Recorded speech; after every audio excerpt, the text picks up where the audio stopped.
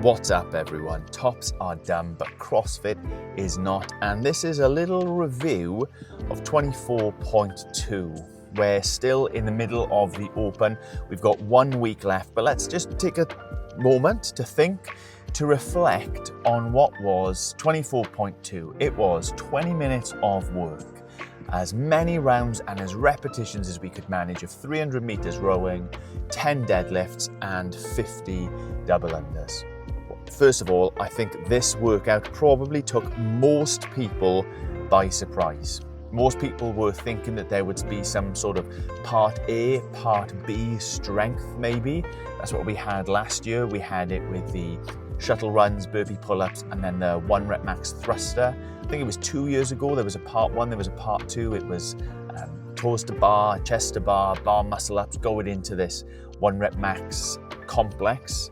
None of that this year. It was just a straight 20 minutes of work. And perhaps another thing that caught people by surprise was that there was no rig work involved, that there was no ascending skills, or there was no gymnastics apart from, you could argue, the double unders. Some people have been complaining that this workout was far too much like 24.1. 24.1, if you remember, we were bending over, we were hinging, that's the word, as we were coming up from our burpees and as we're bending over and picking up the dumbbell for the snatch. And in this workout, well, there's the hinge, the bend in the row, and also the deadlifts. But really, the workouts couldn't have been any more different. The first workout was for time.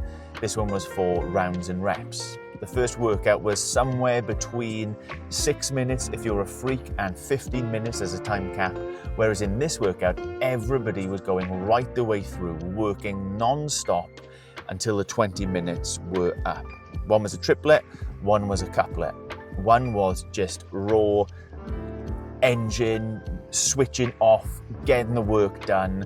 Whereas this week, well, there was some skill involved with the double unders. There was some level of thinking in terms of fatigue management, making sure that you didn't blow up on the row and the deadlifts and you were still able to execute. So I think they really were quite different workouts. Now, what is always true for us as CrossFitters when we're assessing workouts, when we're assessing things like the Open in general, local competitions that we go to and what have you, we have to remind ourselves of our own biases. There's things that we like to do, there's things that we're good at, and then there are holes in our CrossFit game or things that we dislike. So for me, as an example, I'm an engine athlete. I'm not strong, I'm not skilled, but I can just go, I can just work, I can put myself into dark places, and that's about it. So anything that's too heavy, I write it off as being rubbish. Anything that's too skillful, I write it off as being trash. But anything that tests our engine and our capabilities just to keep on plodding on, making our way through the work, I think is great. So obviously this workout I sort of thought was fine. The 20-minute time cap, love that, just working for 20 minutes. Not a massive fan of double unders.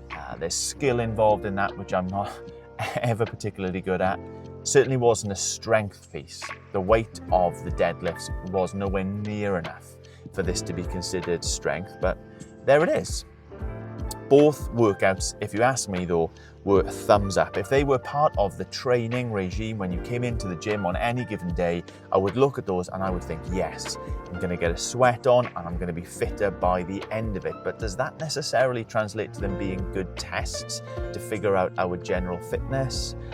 I'm not sure, and I don't particularly want to weigh in because, as I've already said, I think our answer to that will be more about our own biases than about the workout themselves.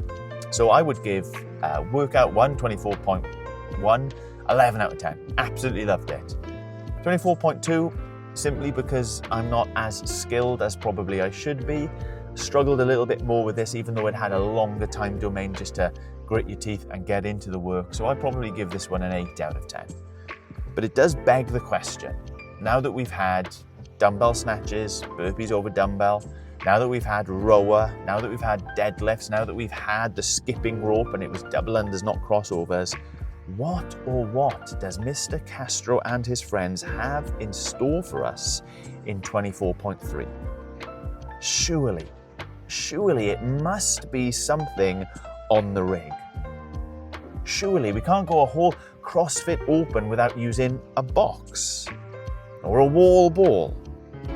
Is it going to be something that is focused more on our ability to push rather than to pull? Where's the skills going to be? Where's the strength? Are they going to be combined into one test? Is this going to be the two-part workout? Will there be the part A Metcon followed by a part B one rep max lift of something? Do you know, it wouldn't actually surprise me if for all of the chat and the thinking and the predicting that there would be a part A and a part B this year, Castro pivots completely and just does 3 straight workouts, no messing around. After all, I think there's no doubt in anybody's mind that during the quarterfinals, when I think there's 5 workouts, there will be at least one pure strength test involved there. So do they really need to test pure raw strength at this stage? I don't know. It wouldn't surprise me if in this way, in other ways, our expectations were completely and utterly subverted by the man himself.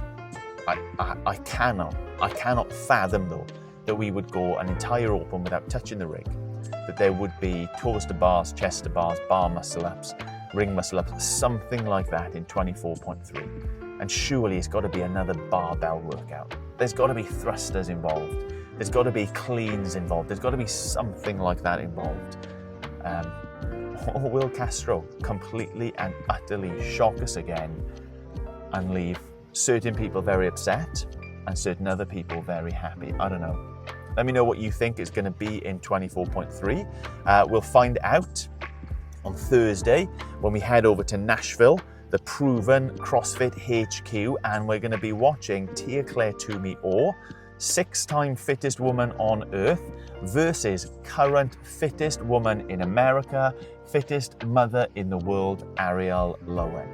That should be fun, and I don't think many people will want anything than to see Ariel Lowen cleaning up. She is the Colton Mertens of the women's field. She is the people's champ. She is a legend.